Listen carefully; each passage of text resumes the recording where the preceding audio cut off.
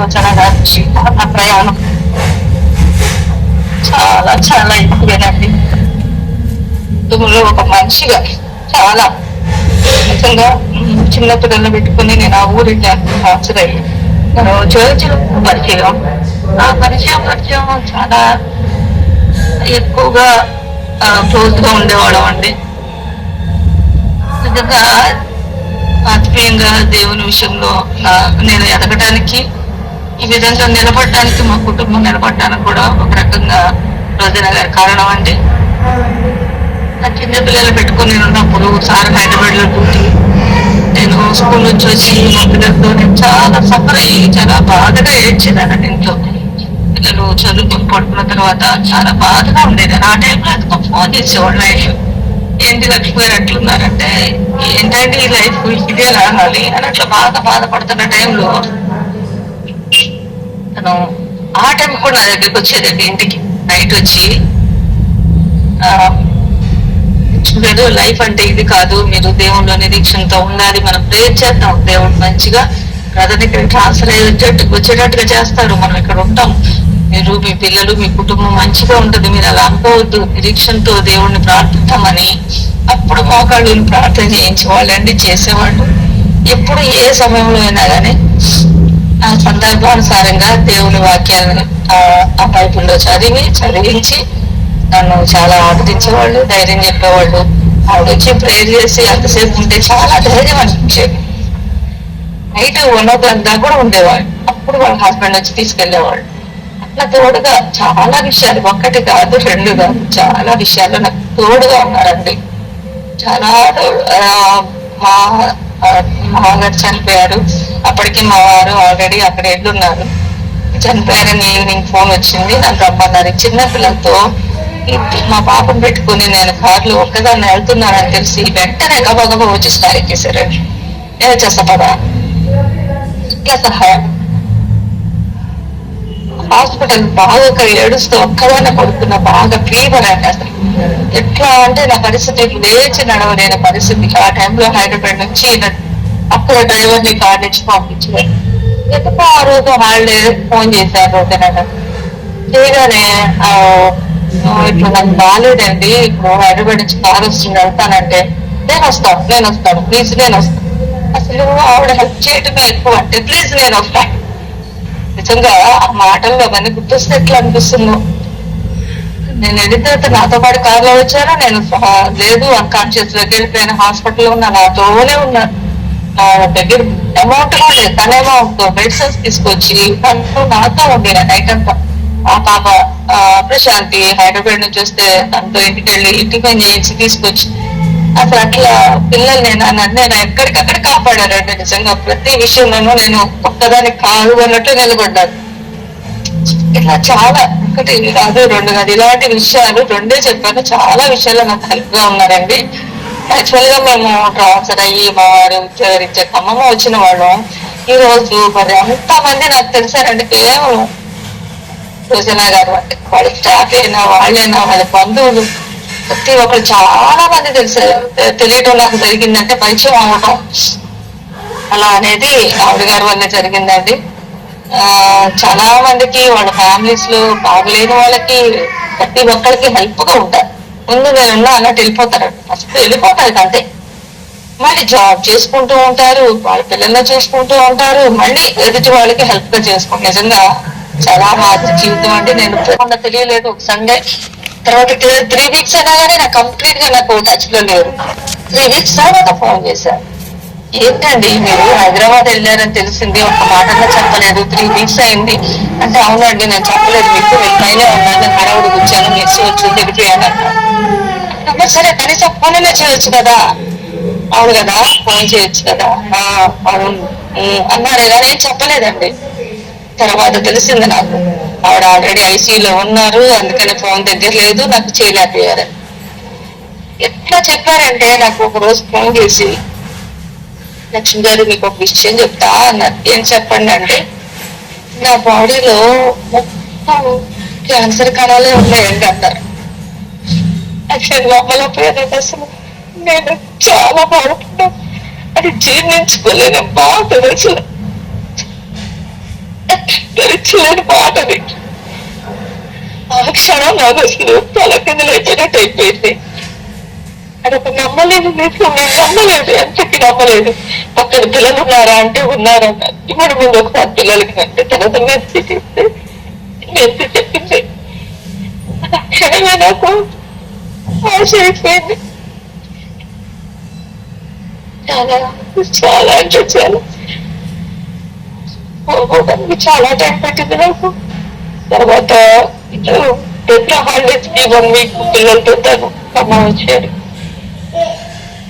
నేను వెళ్తే ఒక పేషెంట్ లాగా లేదు, ఒక ఐదు పళ్ళు తెచ్చి ఇచ్చారు, ఆమ్లెట్ చేసి ఇచ్చారు. అసలు ఏంటంటే మీరు అంటే నవ్వుతున్నారు.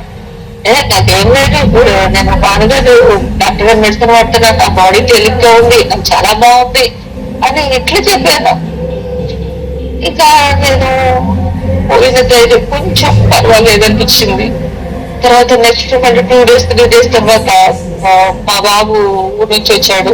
అమ్మ నేను రోజా నాటి చూడటానికి వెళ్తాను అన్నాడు. అరే నేను కూడా వస్తారా అని మళ్ళీ చిన్న బాబు కలిసి వెళ్ళారు.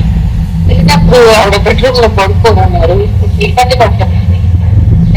ఇరవై అని చెప్పి నన్ను పిలిపించి తన పక్కన కూర్చోబెట్టుకొని పక్కన గిన్నెసి ఇట్లా వాళ్తాడు పడుకోవాల్సండి, ఇలా పడుకోండి, నా పక్కన ఇలా పడుకున్నాను, కూర్చోబెట్టుకున్నాను. పక్కన పడుకోబెట్టుకున్నాను. ఎన్నో మాటలు చెప్పారు. సరే లేచి బాబుని పేరు వచ్చారు, వాటర్ తాగారు, ఆయాసపడుతున్నారు.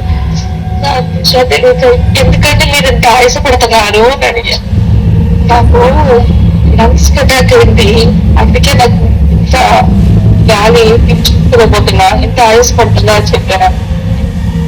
అది ఎప్పుడో నేను విన్న లంగ్స్ కి అటాక్ అయితే చాలా కష్టం ఉంది. అప్పుడు ధైర్యం జరిగింది నాకు.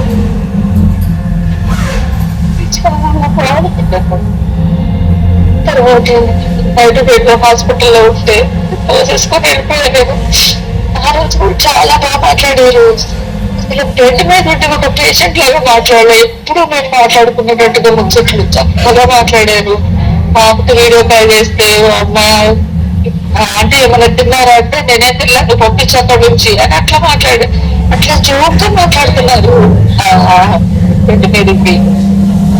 మీ శరీరానికి బలహీనత కానీ మీరు ఎంత చురుగ్గా ఉన్నారు, మీరు వేసుకున్న మెడిసిన్స్ అన్ని మీ ఫేస్ వల్ల పనిచేసేటట్టు ఉన్నాయని అట్లా మాట్లాడుతూ ఉన్నా నేను. తర్వాత ఇంకా అన్ని గంటలు మాట్లాడి వెళ్ళొస్తా అండి అని లేచి ఇలా చేయి పట్టుకుని వెళ్ళొస్తా అండి. రెండు చేతుల్లో నా చేతులు తీసుకుని ఆకులు ఇచ్చారు, చాలా ఎక్కువసేపు ఇచ్చారు. అది నేను మర్చిపోలేదు, మర్చిపోలే. చిన్న పిల్లలాగా ఎంత పెద్దగా ఇచ్చారు. చాలా టైం పెట్టి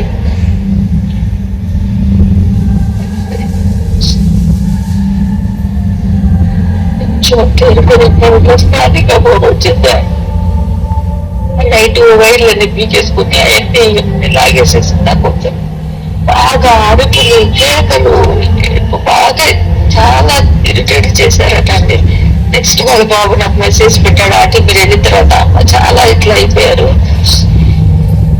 స్టార్ట్ గీతం పెట్టేసి తర్వాత నేను ఎన్నిసార్లు బయటపడి చూసుకోలేకపోయాను.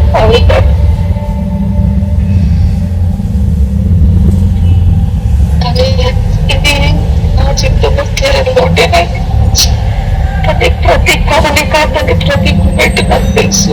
ఎలా మాట్లాడతారు, ఎలా చూస్తారు, ఎలా ఉంటారు, ఎలా అసలు ఆగిస్తారు. మీరు తొందరగా నమ్ముతారండి మనుషుల్ని, చాలా తొందరగా నమ్ముతారు. అట్లా కాదండి, కొంచెం జాగ్రత్తగా ఉండాలండి మీరు. మరి అట్లా ప్రతి విషయంలో నాకు చేస్తూ ఉండేవాళ్ళు. ఏ విధంగా నరికి పని చేస్తారంటే మా మంచి మెసేజ్ పెట్టేవాడు. అట్లా ఇంట్లో ప్రతి కార్యం ప్రతి మాట నేను అనుకున్నది ఎన్నో మనసులోకి వచ్చింది, ప్రతిదీ దానికి చెప్పేదండి. తను నాకు సహాయం ఇచ్చేవాడు, మంచి చెడు చెప్పేవాడి. లైఫ్ లో ఒక చోట పడిపోయినట్లా ఉంది. కొత్తగా పుట్టినట్టుంటే సెప్టెంబర్ 5 చెప్తే ఆ రోజే నిలాదున్నవి హాలిడే లేను కాబట్టి నేను ఇట్లానే ఉన్నా అంటే దగ్గరికి వెళ్దాం అనుకున్నా మా సార్కి చెప్తున్నాను పాపకి తీసుకెళ్ళానంటే సరే అన్నది పోతున్న గారికి ఫోన్ చేద్దాం నేను తను కూడా తీసుకెళ్ళండి అన్నా సరే వాళ్ళ ఇంటికి వెళ్ళి తను తీసుకొని వెళ్ళాను ఒకసారికి వెళ్ళాను చాలా నైట్ పిల్లలకి వాళ్ళు తీసుకున్నారు ఆపోజిట్ షాపింగ్ మాల్ నడవ అందులో ఇద్దరు వేరండి ఇక్కడే కూర్చోండి అంటే లేదు నేను వస్తాను వచ్చే నాకు పాపం ఆ పాపకి డ్రెస్ తీసుకున్నాను చాలా దాదాపు 3.5 అయ్యిందండి షాప్ లో నేనే అన్నా అండి ఆ ప్లేస్ లో కదా మనం టీచర్స్ ఈరోజు టీచర్స్ డే మనకి ఎవరు సన్మానం చేయట్లేదు కానీ మనమే తీసుకుందాం మనం వెళ్ళిపోదాం హోటల్కి వెళ్ళి పనిచేద్దాం రోజున పదనల్లా హోటల్కి వెళ్ళి పనిచేద్దాం అంతకంటే ఎక్కువ అని అన్నా అండి అంటే బాగా నదే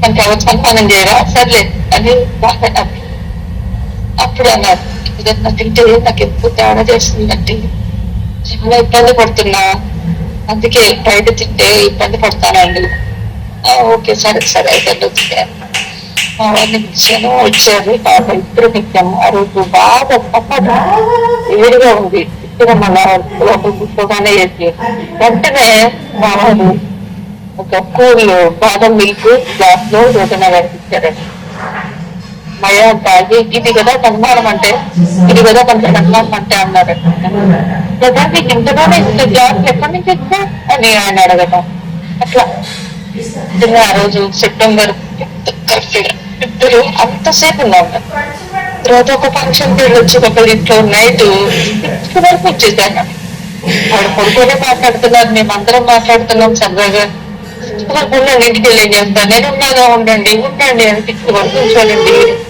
అప్పుడు వాళ్ళ ఇంటి నుంచి డ్రాప్ చేసి ఇంటికి వెళ్ళిపోయాను ఆ రోజు సూపర్ రోజుల్లో ఈ రోజు బాగా కొంత చేయాలి ఆ తర్వాత ఇట్లా అయిపోయింది 2 months నేను కౌంట్ చేసుకుంటే 2 months 20 days అంతే మనకి తెలిసి కానీ నాకు చెప్పి మన నాకు మస్తు అంతే ఏంటి ఈ డేస్లో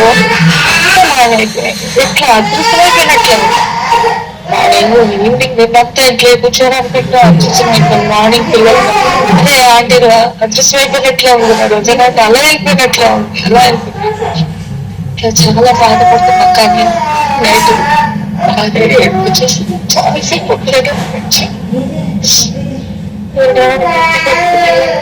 బాధపడుతుంటే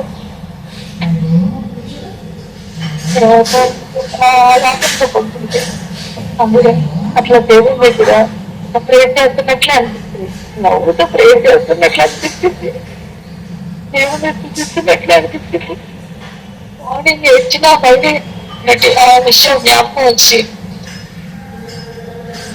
దేవుడి దగ్గర ఉండలే అని ఒక ధైర్యం కానీ నైట్ అందరూ వెళ్ళిపోయిన తర్వాత మళ్ళీ మా సారు నేను మా మనసు అక్క వాళ్ళ ఇంటికి వెళ్ళి చెప్పినప్పుడు చాలా బాధేస్తుంది ఇప్పటి వరకు ఇట్లా అయిపోయాను ఇట్లా అయిపోయాను ఇంత బాధపడుతుంది ఇట్లా చెప్పుకోవచ్చు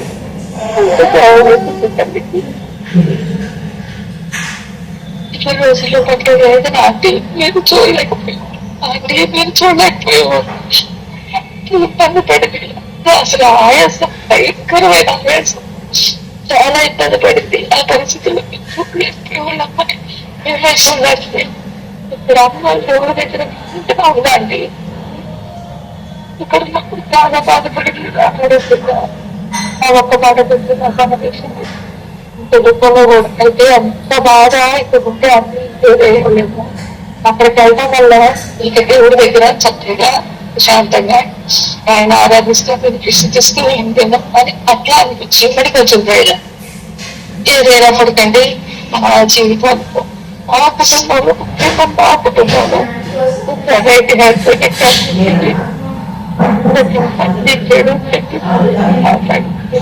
మనకి లేకుండా అయిపోయాను నేను చాలా చాలా రోజులు పడ్డా చాలా కష్టం అనిపిస్తుంది దేవుడు ఏదైనా దేవుడే చేయాలంటే పడుకునేది ఆ హృదయంలో భావం అనడం లేకుండా దేవుడు ఏదో పేరు నమ్ముతున్నాను అందరి కోసం వాడి కుటుంబం కోసం అందరూ ప్రార్థన